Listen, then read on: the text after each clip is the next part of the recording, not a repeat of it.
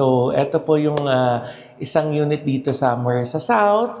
At ang peg naman po natin para sa kanyang unit, dahil favorite po niya yung brown, is contemporary brown. Pero bago tayo pumasok, ito po muna yung itsura ng unit before natin gawin.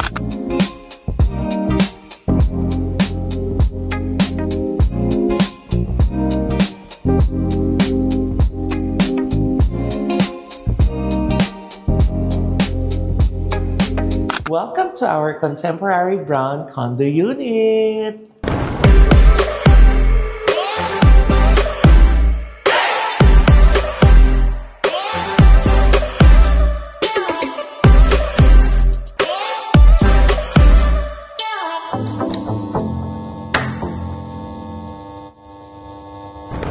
Hello mga Bear! Mama and Black Mama is back and welcome back to my channel. Kamusta po kayo? Kakarating lang po namin galing Canada kanina umaga. Tapos naligo lang, nag-makeup. Diretso na po agad tayo dito kasi may turnover po tayo dahil darating na po yung client natin from abroad. So, eto po yung isang unit dito somewhere sa South. At ang peg naman po natin para sa kanyang unit, dahil favorite po niya yung brown, is contemporary brown. So, merong ganong aesthetic sa interior design. Contemporary brown. So, earth tones po tayo. So, majority po nung nung kulay natin sa loob is on the brown, beige, tapos ang in-accent color natin sa kanya is white at saka silver. Kasi ayaw niya ng gold. Gold pa naman yung favorite ko sanang ilagay. Pero ayaw niya, so wala tayong gagawa. So we have to do with silver. Pero maganda rin naman po yung kinalabasan. Pero bago tayo pumasok, ito po muna yung itsura ng unit before natin gawin.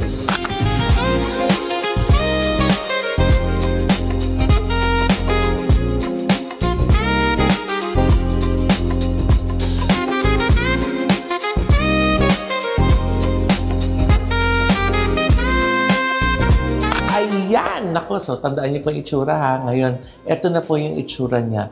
Welcome to our contemporary brown condo unit! Tadan! Welcome po to our new project. Okay, so pagpasok po natin dito, yan, kitchen na agad dito to the left, tapos dining table na dito to the right. Kasi nga, kung mapapansin po ninyo, pagpasok niya dito, hindi po natin pwedeng iganito yung orientation ng dining table dahil masyado siyang malapad. So, hindi na po magkakasya dito. So, we decided na ganito po yung gawin natin sa layout niya. Okay, so simulan muna natin dito sa ating dining table. So, dito sa dining table natin, ang request ng client is gusto niya yung na-extend kasi nakita niya yung mga ginagawa natin na na-extend. So, ito po, na-extend po ito. Yan. So, as per request ng client, gusto po niya yung na-extend na table kasi nga meron tayo dating mga napakita na na-extend na table. So, ito, yan. So, na-extend din po siya. Yay! Ganyan siya. Yan. So, para kung halimbawa kailangan humaba, yan siya. Tapos, hilahin mo lang to. Yay! Yan. Tapos, tutulak mo siya. Yan na. Extended na siya. Mahaba na siya. So, pagbabalik mo siya, ganun lang din po. Hilahin mo siya, tapos itutulak mo lang siya pababa. Yan. Yay! Tapos, close mo na siya. Tapos, may lock po yan sa ilalim. So, tempered glass po yung top niya. Tapos, pati yung base niya, tempered glass din. Tapos, pina-customize po natin. Custom-made po lahat ng seats niya. Kasi ang ginawa ko nga, dahil nga para hindi na gumagalaw yung table siya yung chair, nag-fix bench po tayo dito. Ito. Nag-fix tayo dito na bench. Okay, bench style. Para hindi na siya katulad ng individual seats na inaatras, inuusog. Ito, naka-fix na po siya dito. Kasi nga, para rin mas maging malaki yung unit, ginawa po natin, naglagay po tayo dito ng bronze na mirror. So, para lang ma-double yung unit. Instead of using yung clear na mirror, bronze pa yung ginamit natin kasi nga brown yung gusto ni client. So kung mapapansin po ninyo, nakita nyo naman po halos na yung buong unit. Brown lang po talaga yung color natin dito. Ang secondary color natin is white. Tapos ang accent po natin is silver. Okay? So kaya kala mo, lalo na pag nandito po kayo sa side ko, kala nyo extended hanggang dun yung unit kasi nga yung buong wall na yon ginawa kong mirror. Yan. Para kita siya. Yay! So may reflection ka, pero hindi super clear. Parang brown pa rin yung color niya. So, full cabinetry po natin. Kung makikita nyo, mocha yung color niya on the brown tone, di ba? Tapos, yan, lahat ng cabinets po natin, yan. May kasama na po mga trays sa loob. Yan, so may mga trays na rin po yan sa loob. Plus mga pots and plates and pans and everything. Tapos, nilakihan din po natin yung ating sink. Okay? So, ito na po yung pinaka malaki na possible kasi naglagay din tayo ng space para dun sa induction cooker. Tapos, syempre, meron din po yan. So, ito yung ating range hood. Tapos, merong magic dito kasi wini-wave lang na ganyan. Ay, naka-sensor po yung ating cove light. So, wave lang to on, tapos wave lang din po to off. Yay! Tapos, syempre, nandito yung ating refrigerator. So, yan, 2-door yung ref natin. May freezer sa taas. Tapos, ito. Yan. Okay. Tapos, syempre, ito, meron din po tayo ditong washing machine. Okay, so nandito yung washing machine nila kasi may abang na po dito ng washing machine. So, may mga added cabinets pa po dito sa taas. Yan. Tapos, may extra tayong space dito para lalagyan ng mga walis, mops. Yan. So, yan yung ating kitchen cabinets. Tapos may microwave din pala tayo dito sa taas. So pag hindi po gagamitin, pwede pong i-close lang yan. Yes. Okay. So ito na po yung ating kitchen. Okay. So this is a 1-bedroom unit. Pero bago tayo pumunta dun sa bedroom, dito muna po tayo sa sala, sa living area. Okay. So magbad lang ako kasi nga bago yung carpet. So naglagay lang po tayo dito ng rug na plain color kasi nga, syempre ayaw ko nang maging busy dahil yung wall panel natin na ginamit dito, para kung makita nyo, para siyang artwork.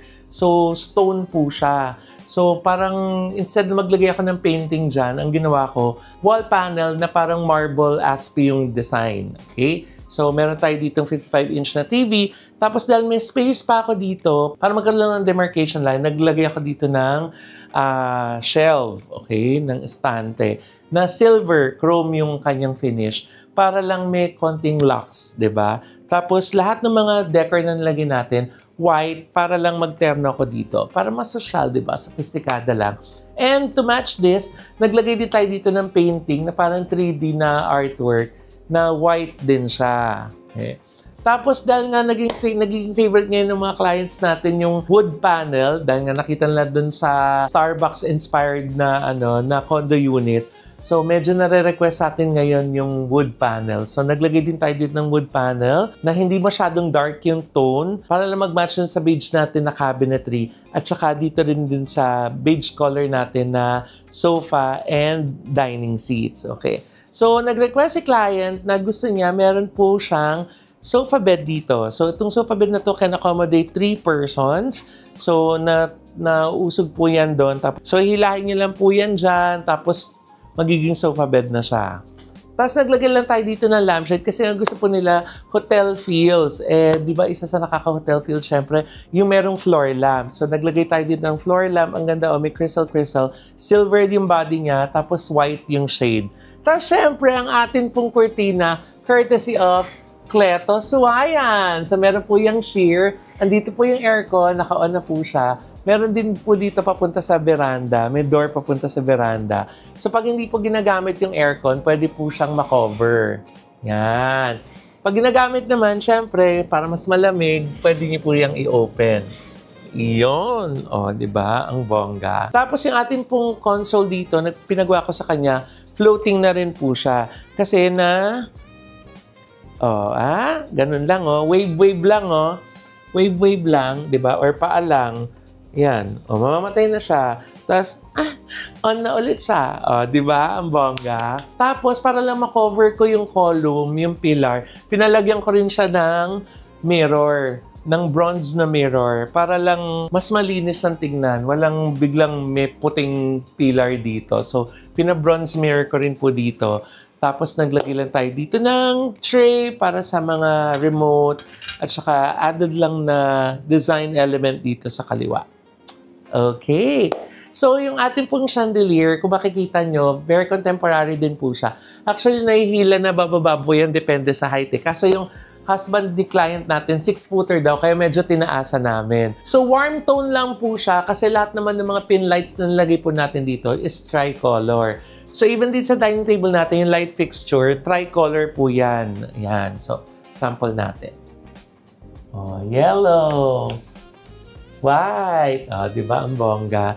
Tapos lahat po ng mga pin lights po natin, tricolor din po yan. So, nagiging yellow, nagiging warm, nagiging white. Yan. Tapos even yung main light natin, yan, tricolor din po yan. So, depende sa mood ni client kung ano yung gusto niyang kulay na gamitin. Okay. So, eto na po yung ating dining, yung kitchen, at saka yung living area. Punta naman po tayo sa bedroom!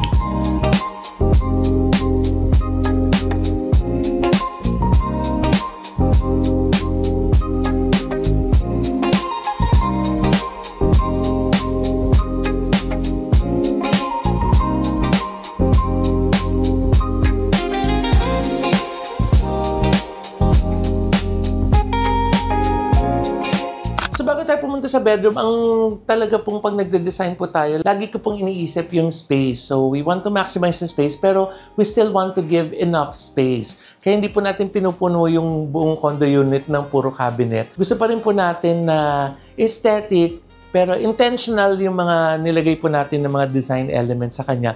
And at the same time, and most importantly, kailangan sophisticated po. Kasi syempre, di ba gusto ng mga kliyente natin na mukhang hotel yung kanilang mga condo units. Kaya yun talaga po yung ina-achieve natin. So speaking of hotel, eto na po yung kanilang bedroom. Welcome to their bedroom. Ito po yung master. Nag-iisa lang naman siya eh. So, 1-bedroom unit. Yay! Welcome! Okay. So, kung mapapansin po ninyo, pantay na yung wall. Dati meron po yung pillars. So, we decided na pantayin na yung wall all throughout, even on this area. So, hindi pa rin naman siya mukhang masikip kasi ang laki pa rin. Yun yung nakaka-excite, no? Pag nagsusukat po kami, parang feeling ko, talagang up to the last inch na sukat, kailangan kong makuha kasi nga para malaman ko kung ano yung magkakasya. So, request ni client na meron siyang queen-size bed kasi nga couple sila. So, simulan ko lang po muna dito. Naglagay po tayo dito ng wall panel na parang curtain. Siyempre, yung cortina po natin, pwede pa rin niya masagad hanggang dito pag hindi mo ginagamit yung aircon. Pero pag ginagamit mo yung aircon, pwede niyo po siyang i-push ng konti dyan. At may sheer din po siya. Para kung halimbawang gusto niyo yung natural light from the outside, di ba? Pwede yung gamitin yung sheer curtain lang. So, since nakabukas yung aircon, para mas malamig, yan. Hanggang dito muna natin nilagay yung curtain. So, naglagay po tayo dito ng wall panel na parang curtain din yung, ano niya, yung texture niya. So, dito din, para sync dun sa design natin dun sa living room, naggawa po tayo dito ng wall panel na para siyang painting. So, hindi na natin kailangan ng artwork on top of the bed. Kasi nga, siya na in itself, para na po siyang artwork. So, naglagay po tayo dito ng dalawang side table na merong lampshade.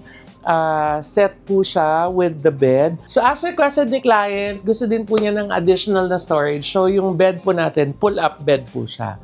So, hydraulic siya na, yes, yun!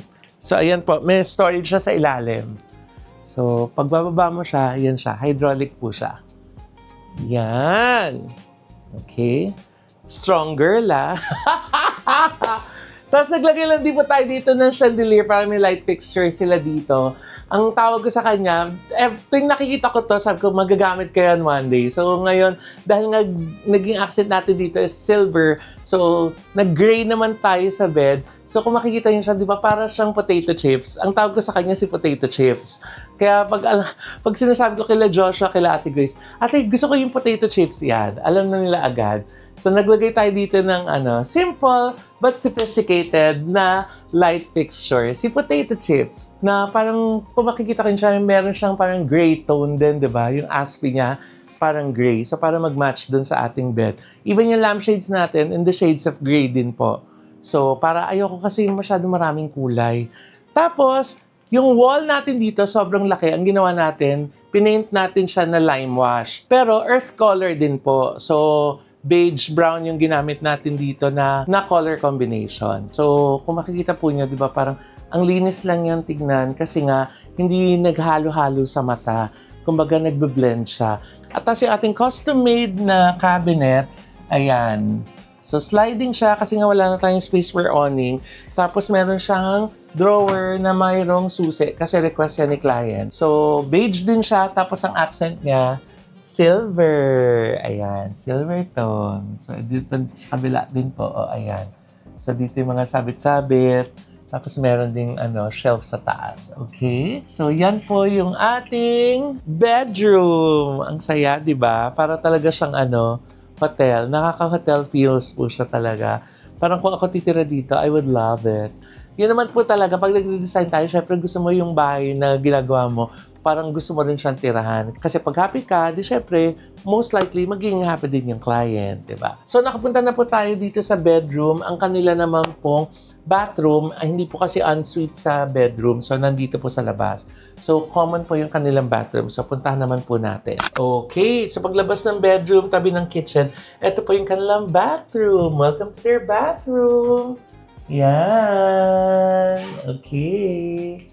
Tapos, yay! Alright! Okay, so kung makita niyo po natin dito, merong sink. Sobrang kasing sikip talaga. Dati, walls lang to, hindi po to tile. So, finull tile po natin tong buong bathroom nila. So, dati na eto, meron mga pipes na nakaan dito. Hindi natin pwedeng alisin to, hindi pwedeng galawin. So, we have to work with it. Tinile po natin siya para pwedeng papatungan ng mga shampoo at kung ano-ano pa mga toiletries, di ba? Tapos yung sink po natin, may cabinet. May cabinet po siya. Tapos ayan yung ating sink. Silver yung hardware po natin. Tapos oval yung sink na ginamit natin. So, slim po yung kailangan. Ito request ng client kasi nga daw po, 6-footer yung kanyang asawa. Pareho silang 6-footer actually. So, kailangan daw po medyo elongated. So, pinili natin. Ito na yung pinaka-elongated longest na nakita natin so far off the rack sa market. Tapos, syempre, ang bidet, hindi pwede mawala. Di ba, mga Pinoy? Kailangan may bidet. Tapos, meron dito tissue holder, may towel rack, at syempre, ang kanilang shower. So, dinesign natin yung shower na marble design po yung walls, tapos naglagay ako ng mosaic na gray. So, kung mapapansin po ninyo, dito sa bathroom, kinip ko lang po siya na white. Kasi nga, yung ating accent color na gray, yun yung hinalo ko sa kanya dito. So, in all white ko lang po siya. Wala kayong makikitang wood. Talagang white and gray lang. Para medyo distinct po siya dun sa mga areas na nabisita na natin kanina. So, very modern yung kanilang shower. Siyempre, mabuksan ako. Basa ako, no? Ano lang siya, pindot-pindot lang siya na hindi kailangan ng electricity. Yung water pressure po ang sa kanya. May ilaw-ilaw din po ito. Tapos, pwede siyang handheld, pwede siyang rain shower. Meron tayo ditong heater. Tapos, naglagay tayo dito ng rack for their mga shampoos, conditioners, and everything. Ayan. Tapos, ito actually pwede rin po mapatungan pa ito ng mga soap, shampoo. So, very sleek lang yung design kasi nga modern, contemporary yung ating ina-achieve dito. So, yan!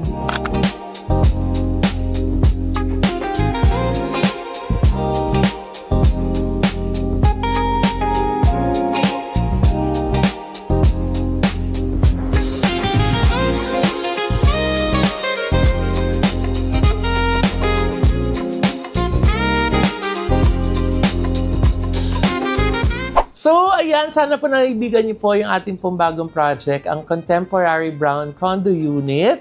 At sobrang happy po ako sa kinalabasan nitong ating design. Kasi syempre, di ba, iba yung pag nasa 3D tsaka pag naging actual na eh. So, syempre, gusto kong i-congratulate din ang aking mga La Vida Creatives Angels. Siyempre, ang aming COO, si Joshua Villarama, at saka ang aming Chief Admin Officer na si Ate Grace kasi sila talaga nag-spearhead nito dahil nga nagpunta ako sa Canada tapos nag-US din. So, technically, talagang sila yung tumutok dito. Nag-supervise lang ako sa kanila online pero kita niyo naman yung kinalabasan. I'm so happy. Talagang Job well done. Good job, angels. Diba? At syempre, kung gusto niyo rin po na maging kabahagi kami ng pag-realize sa inyong mga dream homes, dream spaces, offices, at kung ano man pong mga spaces na gusto niyong ipaayos, email niyo lang po kami sa mamaloydecor@gmail.com o kaya lavidacreatives19@gmail.com. Andyan po yung mga email addresses namin. Pwede din po kayo i-visit sa aming mga social media accounts sa La Vida Creatives sa Instagram at saka po sa Facebook. And syempre, nice po natin magpasalamat sa Envy Skin Beauty and Wellness Center for Skin, Face, Body and Wellness. Nandiyan po sila sa Mother Ignacia. Tapat lang po ng ABS-CBN sa ground floor po ng Grandia Place. So yung mga drips, facial treatments, mga doctor's procedure, yan po, magpaset na po kayo ng appointment now na.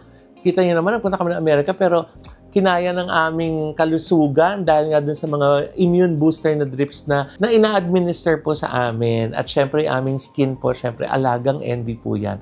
At ang amin naman po mga teeth, syempre, ang smile namin ay by Gorgeous Smile Dental Clinic ni Doc JC Solis. Nandiyan naman po sa E. Rodriguez, tapat lang po ng Christ the King Church. Nako, thank you so much, Doc JC and Miss Ara. Salamat po. At nandyan lang po, tawid lang po nila. Nandyan naman po sa Hemady Square yung Anytime Fitness po. Nako, parang kung gusto yung mag-exercise any time of the day, open po yung Anytime Fitness Hemady Square branch. Diyan po kayo mag-enroll kasi diyan po ang aming home base na branch. Syempre po, nako, for your eyewear, mga salamin, mga sunglasses, diyan na po kayo sa Ideal Vision. May 200 branches na po sila nationwide. Congratulations, Doc Jessica D, on your 200th branch. Wow! Going strong. More power po. At syempre, kung mag-grocery naman kayo, nandyan naman ang Ultra Mega. Oh, napakamura na. Talagang wholesale price. Kahit na retail yung bibilin nyo. Tapos, meron pa kayong suki card na mag-earn pa kayo ng points. O, saan ka pa, di ba? Mas sulit, mas ma-maximize nyo ang budget ninyo pag nag-Ultra Mega po kayo. And syempre, ayan, for our nail care, kakterno pa ng ating unit, di ba? Ang aking nails by Nail Cocktails. Nandiyan po sila sa second floor ng Bellagio Square sa Tomas Morato. At naku, magpapasko na! Napakaganda pong magbakasyon sa Highland Valley Resort kasi talaga naka-Christmas decor na sila. Dinecorate ni kamahalang Michael Ruiz, di ba? Yung Highland Valley Resort nila Tita Geng at saka ni Tito Julius. Meron sila dyang mini Christmas village. Kaya na-excite ako kasi dadalo kami dyan bago magpasko. Dahil talaga gusto ko ma-experience ang Christmas at Highland Valley. At ang bongga, ang dami po nila mga Christmas promos. Kaya i-visit na po niyo yung kanilang mga social media accounts. At kung magsisibo naman po kayo, andyan naman po ang Acropora Beach Resort sa Medellin, Cebu. Ang napaka-posh, napaka-sophisticated, napaka-social, at napaka-exclusive. Parang inyo yung dagat kasi wala kayong masyadong kapitbahay. Marerelax po talaga kayo at you'll be one with nature. Dahil talaga pong napakaganda sa Acropora Beach Resort. Hello, Miss Tatsley! At kung kayo naman po ay NCLEX passer at gusto niyo po magtrabaho sa New York, nako, email niyo na po ang White House Cares kasi continuous pa yung hiring nila. Basta NCLEX passer po kayo ha, lalo na kung halimbawa nasa ibang state kayo tapos gusto niyo po lumipat ng New York, ay, bonggang-bongga. Grabe po mag-alaga si Miss Rose Santos, ang owner ng White House Cares. Talaga pong hindi kayo magsisisi kung mag-join kayo sa White House Cares. And nice ko po magpasalamat sa lahat po ng aming pong mga nakasama sa Canada, lalo na si Miss Richelle at saka si Pascal Franch. Dahil po sila po talaga nag-alaga sa amin sa buong leg namin sa Canada nung screening ng How to Get Away from a Toxic Family. At nice din po natin magpasalamat sa lahat ng mga producers mula sa Montreal, si Richelle, sa Ottawa, si Sir Phil, sa Toronto, si Marky, tapos sa Edmonton, si Mommy Shay at saka si Daddy Mac at saka si Benj. Naku, sila po talaga nag-alaga sa amin at nagpasyal dyan sa Canada. It was truly a very memorable trip po. Talagang ang gandang pa-birthday po. Buwan naman ng pa-birthday sa akin. As I celebrate po 50 years and beyond. Kaya maraming salamat po sa lahat po ng mga laging nanonood po sa channel ko. It means a lot to me. At na-inspire pa rin po ako na gumawa ng content dahil po meron pa rin po kong mga nanonood at sumusuporta at nagkakagusto dun sa mga content po na ginagawa natin dito sa Mamaloy YouTube channel. Kaya kung di pa po kayo subscriber, mag-subscribe naman na po kayo para dumami po tayong lagi nagkakaroon ng good vibes. At speaking of good vibes, nako, syempre, para naman po sa mga showbiz balita, nandiyan naman po ang OG Diaz Showbiz Update. Kasama po ako dyan ni Nay OG Diaz. Sana po lagi po kayo manood at mag-subscribe. Lalo na yung mga kabayan natin abroad na lagi sinasabi na para silang nasa Pilipinas din pag nanonood sila, nawawala ang homesickness nila. Kaya maraming salamat po. Mag-subscribe at manood na rin po kayo sa OG Diaz Showbiz Update. At naku, abangan nyo. Naku, bukas naman po pupuntahan ko yung isang unit na naman na ginagawa natin. Medyo iba naman po yung design nun, pero yung nagiging paborito na nila yung mga wood panels eh. Pero iba rin po yung ginawa natin na design para sa unit yan. Kaya abangan po niyo sa susunod natin ng mga vlog. In the meantime, nakapanoorin nyo rin po yung mga vlogs namin, yung trips namin sa Canada. Naku, hindi pa po yung tapos. Marami pa po kaming ganap, kaya abangan nyo rin po yun, ha? So, with that mga kaibigan, maraming salamat po sa inyo at magkita po tayo hanggang sa muli. Bye!